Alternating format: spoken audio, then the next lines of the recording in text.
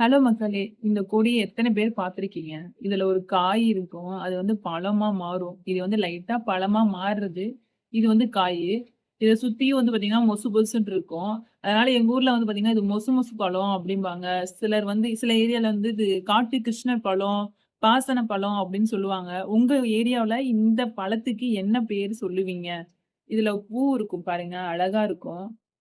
இதுல வந்து பாத்தீங்கன்னா, நெறைய பழம் இருந்துச்சு. நான் பறிச்சுட்டு வந்தேன். இது வந்து இந்த பழத்த தான் சாப்பிடணும். இது சாப்பிடலாம். செம்ம டேஸ்ட்டா இருக்கும்.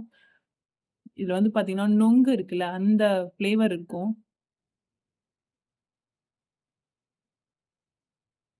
உள்ள சீடு இருக்கும். அத வந்து நீங்க மெல்லி சாப்பிடலாம். ஆனா, இந்த காய வந்து நீங்க சாப்பிடக்கூடாது. இந்த காய் வந்து பாத்தீங்கன்னா, அலர்ஜி ஆகும். நல்லா பழுத்து இது மாரி ஆரஞ்சு கலர்ல வந்து இந்த ஃப்ரூட்ட வந்து நீங்க சாப்பிடலாம். சின்ன வயசுல வந்து பாத்தீங்கன்னா, இதெல்லாம் ஸ்நாக்ஸ் ஆட்ட பொறிச்சு சாப்பிடுவோம். இப்பலாம் இந்த செடி பார்க்கறதே வந்து அபூர்வமா இருக்கு.